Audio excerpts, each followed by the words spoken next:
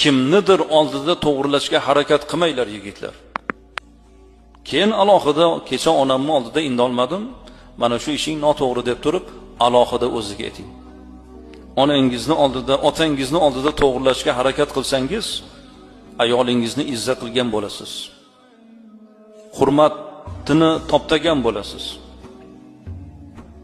Xuddiki ikki qo'l bir-birini poklagani kabi, er va xotin ham bir-birini aybi nuqsonlardan to'g'rilash kerak. Qo'limizni bittasi jarohatlansa, bu jarohatning og'rig'i, alami ikkinchi qo'lda ham seziladi. Jarohat bitta qo'lda, og'rig'i ikkita qo'lda. Jarohat olgan qo'lni o'zi og'rimaydi, balki ikkalasi ham og'riydi. Er va xotini ham xuddi shunday.